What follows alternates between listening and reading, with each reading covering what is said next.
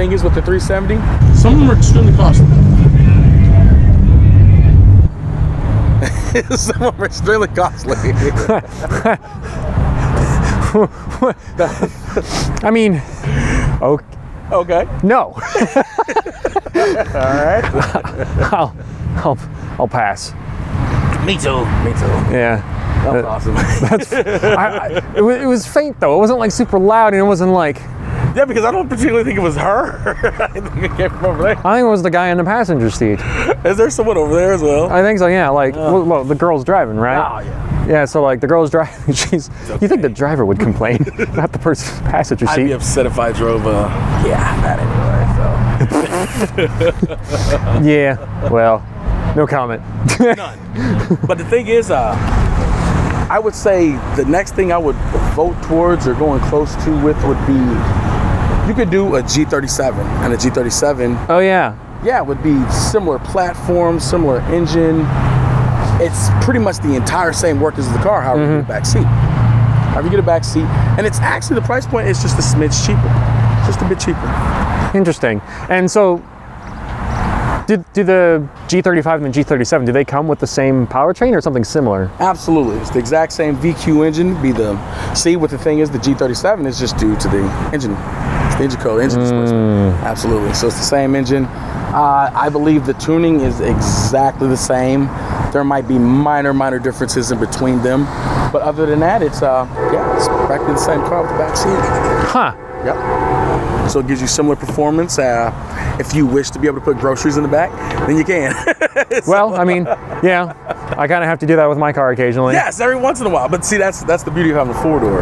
Yeah. That's the beauty of having a four-door. I mean, one of the things that really swayed me towards the WRX in the end, I mean, also because, so when I first went car shopping, I was looking at both the Evo 10 and the WRX. Really? Really? Because, but not the STI, because actually, I figured there wasn't too many differences in between the actual WRX and the STI in the first place. I figured it was a package appearance, and maybe there was slightly different. I don't know. like, I don't know. Like basically, as a car guy, I mean, as a parent who knows what horsepower is. Absolutely. Like, so when I say WRX STI, my parents go WRX. Right. Because there's 330 horsepower and then there's 268, and it's like, okay, fine. They know me well enough that probably wouldn't be smart. Well, see, the tricky thing is, though, it's the exact same platform, correct?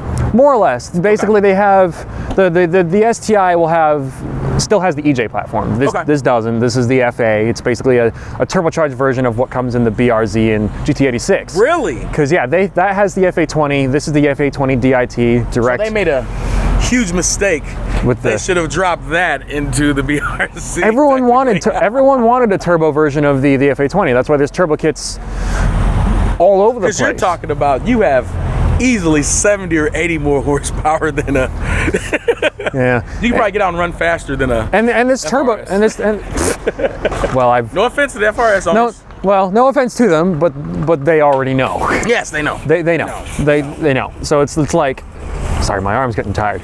It's an endurance exercise, but even with the turbo that comes in this twin scroll, yes. which is, I think, is a lot of fun because the STI, if I'm not mistaken, is a single scroll. Yes. And so that's 330 horsepower. This is 268, but this turbo is capable on its own. And also, this can be a good idea as long as you don't beat the crap out of it. You can bring this turbo all the way up to 400 wheel horsepower. Oh man, that's insanity. Right.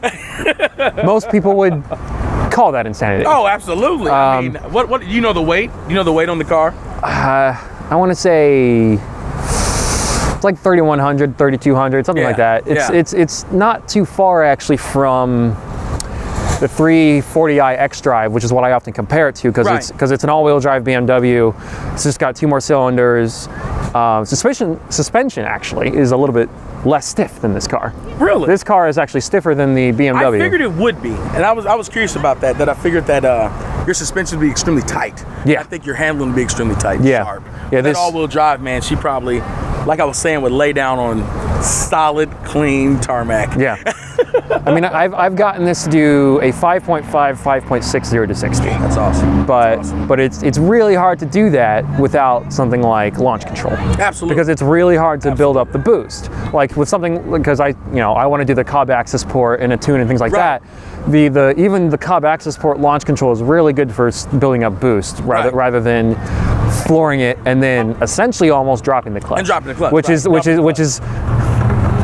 it works. It's old school. But it's less healthy. It's less healthy. Well, that's how we used to drive manuals. That's how everyone drives manuals. We know it's wrong, but we do it anyways. Yeah, we used to dump the clutch so hard all the time, man. And it was I had to. The thing is, though, is like everything I do with this car. You more or less know how hard I drive this car. The previous owner still drove it harder. When I picked up this car, there was no obvious signs on the outside that had happened. Right. But basically, the only sign was that it had a really bad cracked windshield. But they swapped that out for free and gave that to us. Took care of that. Awesome. And so then it's like, okay, this seems fine. First issue I encounter, the wheels. Like when I was having the tires checked out and sealed because I had driven over like a screw this big. Yeah. The guy asked me, "Do you have camber?" And I go, "What do you mean?" And apparently one of the wheels was really badly rotated. Oh man. And so when he's trying to take the wheel off, one of the lug nuts is warped into the rim. Oh man. And so he has to remove that. And I drive around without a lug nut for a little while, and then I get a spare. I think it's still on there. Because I'm about as proactive as a rock. Absolutely. But yeah. Oh, that's great. So that's great. Mismatched. Yeah. Those are at least a year old as well. That makes it even better, Chuck. So that was the first issue. So I eventually got them rotated, and I put these Michelin tires on, and they've been invincible. Oh, absolutely. And then what do you got? Pilots? Pilot, Sport, all season plus 3s. Nice. Not the Super Sport, so not as nice, but nice enough. I mean, no, definitely a very solid. Most of the time I can't. Most of the time I can't break traction in these. There's not enough power for it. Really? Yeah. I would think you would have enough easily. Well, with the drivetrain in these tires, unless if the ground is a little wet or imperfect, most of the time it hooks. But that's beautiful. That's what you want. Right. Exactly. Exactly what you want. You can make them spin on purpose, but your clutch doesn't appreciate it. That makes sense. But the other thing, I don't know if I've told this to the group, but like third gear, there's something wrong with the synchros. And I don't know if that's my fault. I thought that was yours for a second. And I was like, that feels really distant though. Right. But there's something wrong with the synchro in third gear where if the car is going fast enough, no matter where the RPMs are, it will grind for like a quarter of a second. And it will just go every time. Raw bearing by chance? I don't know. The dealer wasn't willing to look at it because they couldn't get it to happen when they test drove it. See, and that's the worst part. And it was I hate to say it was one of the reasons why I chose to go with an automatic as well. Yeah. And that due to the fact that the 6-speed manual and the 370 seems to have a few issues. It has like clutch issues. Oh, really? Yeah, grinding issues and things of that nature. I've had to swap out the whole clutch system in this thing because I had so here's what's funny. What went wrong is that the master cylinder stopped working. Oh, the master cylinder. The master cylinder stopped working. So at one point, I pushed in the pedal, and it didn't come back. Right. And I'm just like, oh, nothing. I'm not going anywhere at all. And so I pulled over. I was like going to work basically, and basically 2 minutes from the house, I was driving. I hadn't even gotten onto like a main road yet. Yeah. And couldn't shift anymore. And so that was fun. And also like the clutch was really burnt up for whatever reason. I didn't realize because this is my first manual. This is your first manual. So I'm just like, oh, the clutch is fine. I'm fine. I know where the grabbing point is. I'm okay. I have the entire clutch swapped. It's like $5,000 or something. Oh my god. And I get a brand new OEM clutch. Yeah. And really? You didn't go stage 2 or anything? You go more aggressive? I just went with the OEM for now. Right. I guess especially with the first manual. Especially because I didn't know a shop that could deal with the upgraded stuff. I just had it done by like a shell mechanic shop. Understood. And so I did the OEM one. Keep it simple. Yeah, basically. After so many things going wrong, I don't know what else is going to go wrong. Right. It's like And so I did that, and then as I start leaving the shop, I'm immediately like, why is the clutch so soft? Is this normal? Is this how it's supposed? It was weird. It gave me a little bit of an existential crisis, because I would be highly, highly upset and slightly worried. And so the clutch is still perfectly fine. It hasn't gotten anywhere near as hard as it was before. So I'm just like, what did the previous owner do that's worse than what I did? I mean, I've gone, okay, I'm not going to say how fast I've gone, but I've gotten close. I've approached the top speed. So you're just like this, you're like, yes, this is exactly what I wanted. Nothing's wrong with this. Nothing. Absolutely nothing. Okay. But it's like, I don't have the experience to know any better. But now after doing it, it's just like, oh. You're like, oh crap, something is wrong. Right, exactly. Other than that though, I mean, thankfully, no issues with the motor. No, man, that engine is, she's stout. Yeah, she's a very solid. Everything. She's a very solid power plant. Everything has gone pretty swimmingly with this. My only pet peeve with this car is that for this here, whenever I'm getting gas. Yes, body lock. Well, no, it's that when I'm twisting the thing shut, sometimes it won't click itself all the way. And at first I thought this was user error, but then but now I consciously make sure every single time. It's like, okay, it can't click anymore. And then partway through, the engine light comes along. Yes, absolutely. And my instinctive response still for the most part is, oh crap. Right. And you're thinking like. And then after about 15 seconds, I go, oh, it's probably just the gas thing again. Just the gas cap. And so, but it's annoying. Just get a new gas cap. I don't know if that'll fix it, to be honest. But the problem is like the issue. So the reason why that's even annoying and why I always like immediately pull over to do that is because, for one thing, cruise control doesn't work when that happens, when the engine light comes on. See, I didn't know that. And you can't turn off traction control either. But that's pretty normal for most cars. When the dash, you like, whether it's a Subaru or starts shutting down. It'll make sure you don't make any dumb decisions. Yeah, so you don't blow anything up. Right. Like even Lamborghinis do that. Like the Huracan has a feature like that. Really? Where like if you have any kind of thing on the dash, for the most part, TC can't be turned off. And if you have then you're stuck in, I guess, a specific limp mode with the entire of the car. And yeah, if there's a problem that's serious enough, it won't even let you go past certain RPMs, I think. Man, I've been there before. So I had a Hyundai Tiburon, and it did that. Yep. Limp mode, went straight into limp mode. It would get you basically to the breakdown spot to your home. And that was it. Yeah, pretty much. And that was it. But yeah,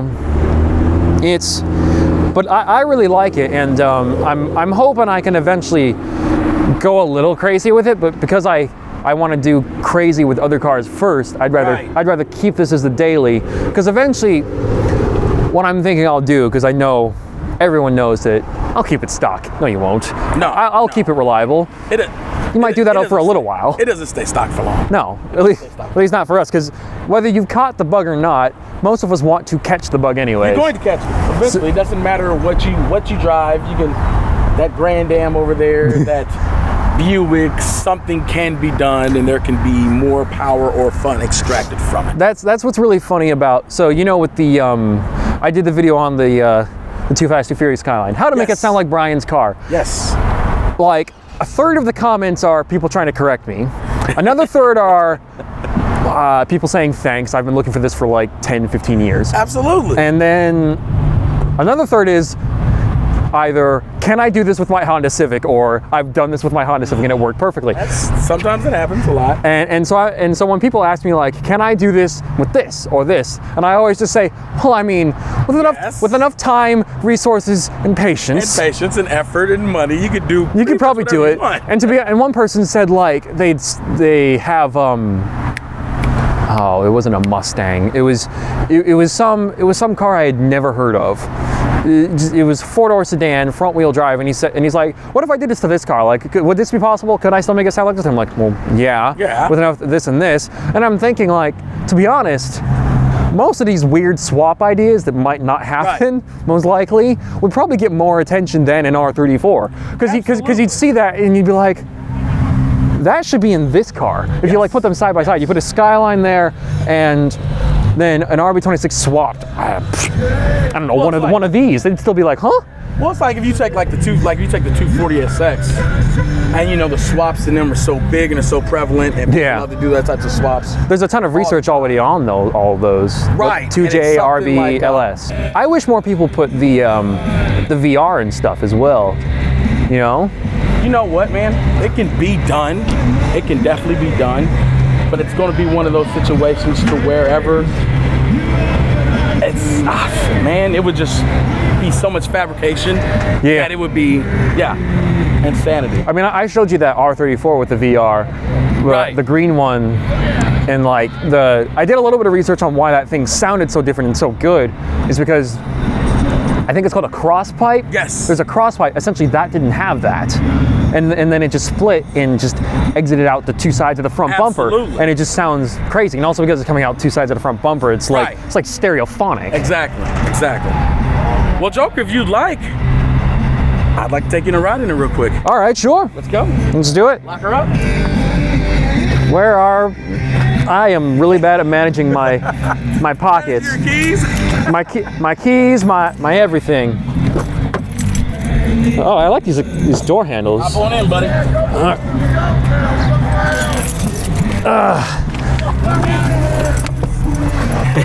Oh, the people shouting at us? Yeah. I'd put another in-dash in here. Oh, really? Yes. But we'll take a few pulls and let you see what it's like. Okay.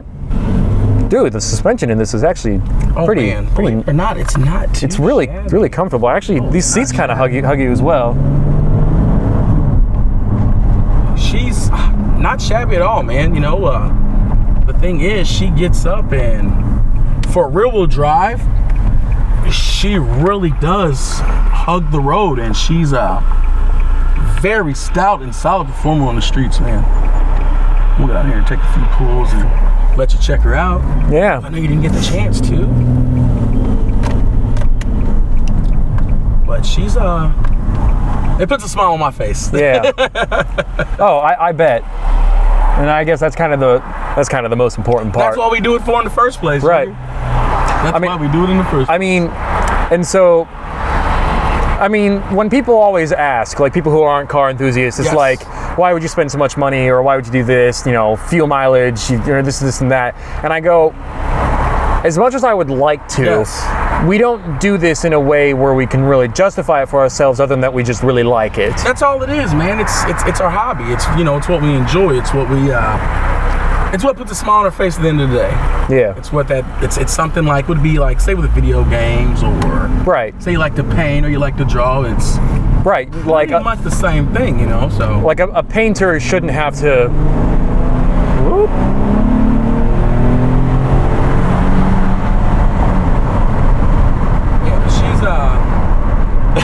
There's some. I didn't realize, but there's some good bass to that when you're sitting in here. Yes. I didn't realize. And the oddest part is the exhaust is stock. So that's because on the outside, you know, the best chance you can get to hearing what one of these sound like is either from a video, in person, driving away from you. Because it's extremely quiet naturally. It's a naturally quiet car, and as if you notice now, like you can barely hear anything. The idle, So she's just a very quiet car. Well, when I'm idling in my car, you can hear a bearing in my engine going. Beep, beep, beep, beep, beep, beep, beep. Oh, the VQ loves the tick on cold mornings. She loves the tick. she's definitely one of those that one of our brethren, G35. Oh. But she absolutely loves the tick, especially in the mornings, especially when the temperature is cold. But even with the change in diameter of the wheels, you know, she still has enough to where you can get out there and still get the point done. And that's one of the things that makes it just such an awesome 350. 350. Yeah, 350. Such an awesome everyday. I would consider this an everyday sports car. You know, it'd be one of those that you can daily. Sometimes it's uncomfortable. Sometimes the ride's bumpy, but I mean, it's one of those where it has enough practicality to where you can get behind the wheel and. I'll be honest. It feels softer than my car. Yeah, I mean, it actually doesn't drive outrageously rough a lot of the times. Right. And that's the thing. Now you're about to catch some of the trailing here real soon. You'll feel some of this. You'll feel some of this here in just a second due to the fact of being a bit wider and the tire path. She loves it, so you'll notice that whenever it likes to hook anything that that you get into. Right. But I mean, even being an automatic, it's so smooth, you know what I'm saying, and so responsive, like. And I think the 7 speeds really help it, you know, like. And it's just at 80 miles an hour, it's easy. It's really easy to drive this car at 100 and be none the wiser. Right. And so it's just one of those things, man, that I think that's got to be one of the really, I wouldn't say overwhelming, but it's, for lack of a better word, it's overwhelming at how underwhelming some cars like these are. Yes, absolutely. Absolutely. Like you can surprise yourself with how fast you're going. Yes, you can. Even though you're the one driving. It's like, you really could. Oh, I'm going something a little higher than 100, and it didn't. And it doesn't feel that way. And it's a combination of the ride's still good, and it still gets there really quickly. Yes, and that's the thing. Those are the two things that really, there's no warning there. There's no warning for it, and that's one of the reasons why some of the people that build them so much higher with so much horsepower and torque, they make that mistake and kind of forget that it's just one of those cars that it has good weight and it's responsive, but I think the sweet spot in this car would be 400 horsepower. 400 horsepower, 350 foot-pounds of torque, put it in the 12s, it's perfect for an everyday road warrior. Absolutely. But for what it's at, just stock, man, it's enough. It's enough to get someone, you know, comfortable with starting to move up from the, let's say, the 170 horsepower range to the 250 horsepower range to get into the 3s and start breaking into the 3s. It's got enough to where it will satisfy you for a while, but you will eventually want more. Yeah. And that's, you know, and that's the sad part about the car. You know, it's one of the unsatisfying things about owning this car. That it's extremely enjoyable. Now I'm in my second year of owning it, you know what I'm saying? So now I'm looking for bigger power mods and something, you know, to really start putting down some numbers, you know. So, but I feel like unless if your budget is infinite, that's kind of the amount of time I'd recommend anyone to stick with a car in stock form. Absolutely. So that you can appreciate it before you immediately change it. Yes, appreciate it. Like, well, it's like we were speaking the other day, Joker. Appreciate it and understand it and respect it before you decide to go out there and basically try to destroy it. Right. Because otherwise you will. You will. You know, it's one of those things where you take something as basic as even an FRS, even though it might not necessarily have the horsepower or the torque that we're accustomed to, it still might be a little bit much in being rear-wheel drive for someone who's not accustomed to driving that. Right. And it's one of those things where it's like you have to really pay attention and understand what you got yourself behind the wheel of before you go out there and just try to. Right. And you know, I'm sure a lot of people really would like to think that people know that. Yes. But you still want to be a little bit careful, like underestimate yourself based on like you underestimate yourself and overestimate your car. Absolutely. Exactly how you were speaking on it, man. You definitely want to make sure that once you get behind the wheel of it, that you are comfortable and you have that sense of control. And one of the things I love about this car is that it gives you a solid sense of control. Yeah. And it's one of those cars that pretty much I haven't ever been in a situation to where I felt nervous or afraid, you know what I'm saying, to get behind the wheel of it. Right. You know, and it's extremely responsive.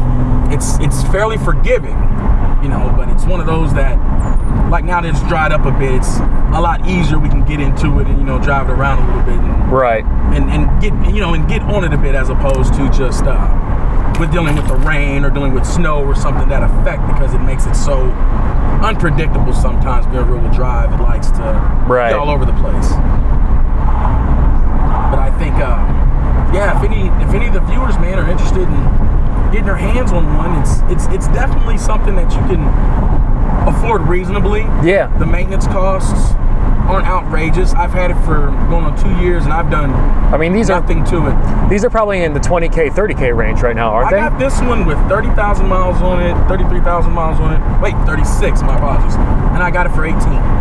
18? 18. Oh, okay. I thought it was going to be more. Yep. Yeah, that's the thing. Yes. That's actually pretty remarkable. Yeah. That is, for what you get out of it, The only thing that I find is, like I was saying was upsetting before, is the fact of that the vehicle hasn't progressed enough to make it worth 50 or 60 or 40 any longer. Right. When you can get a car, like even take the Nismo. One of the reasons why I didn't get the Nismo, even though it has a bit more horsepower and torque, it has more weight. So the quarter mile and track times are still exactly the same. Where does the weight come from?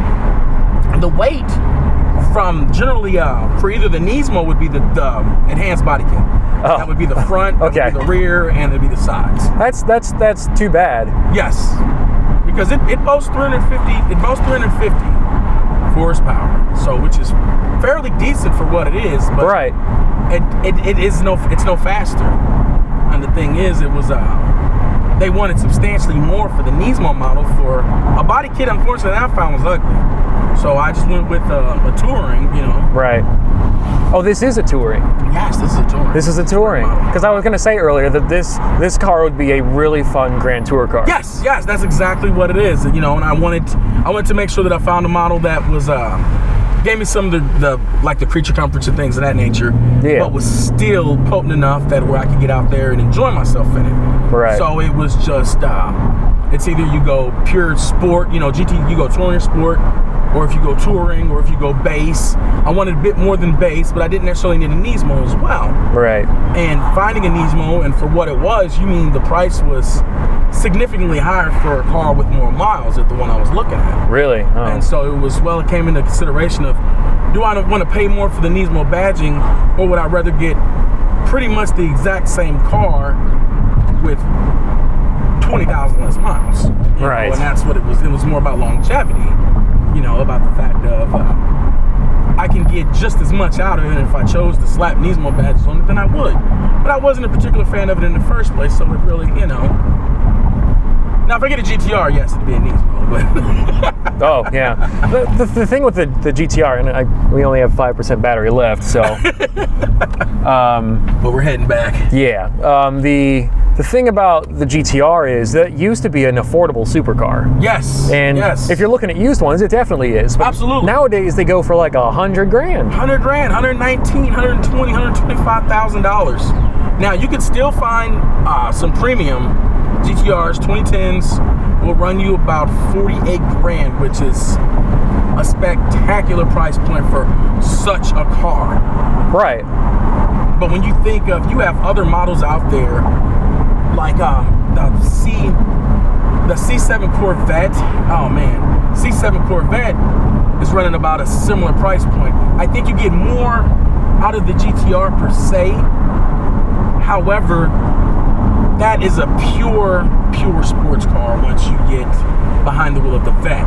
Right. The GTR though is just, it's just a monster. That 3.6 twin turbo.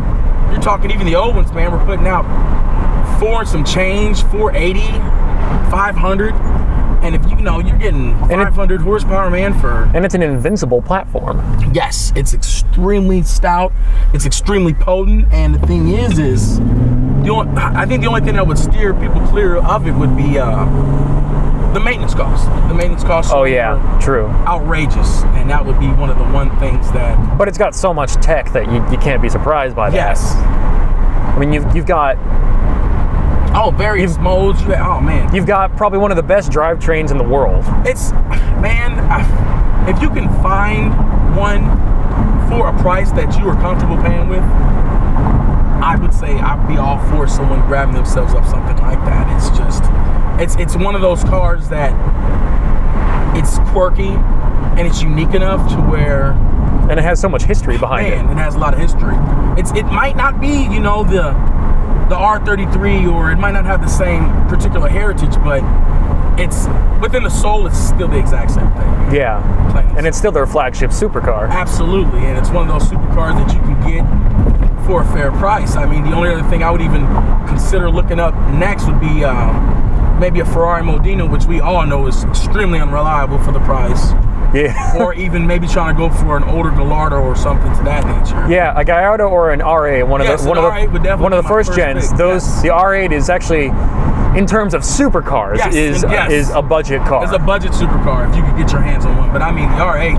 Oh, the R8 that's a whole nother topic for a whole nother day, because it's definitely one of my favorites. It always has been, and it always will be. Yeah. I mean, it was the Le Mans Quattro was what made me like that car. Oh, I know, man, and it's just one of those.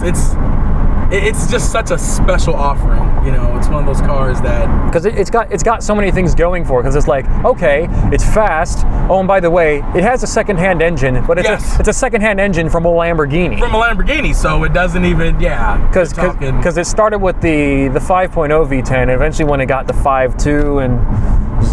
That's what I thought. I thought they got progressively higher. Yeah, so in the Gallardo, they started out with a 5.0. That's what I thought. And then eventually it had the 5.2. Or you can even get, if you chose, you get a Murcielago for a fair price nowadays too. A little more than what I would say fair per se. But in the end, it's still a bit more car. Still my favorite V12, I would say. Yes. Oh, absolutely. I mean, absolutely. I mean, if you've ever seen the headers for a Murcielago, you can just tell why. You can just imagine. You can tell why it's so interesting sounding. You can just imagine why it's such a car. But even you think at 5,000, RPM, she just likes to move. It's one of those cars that she likes to be driven. Yeah. It's seriously, I would say, a perfect daily for a person that wants a sports car at an affordable price with decent reliability. Yeah. And I mean, they're cheap nowadays. They're not the same old. You have to be a doctor or a lawyer or something like that. Right. Trying to get behind the wheel of one. I love my Z. I love it, I wouldn't have it any other way.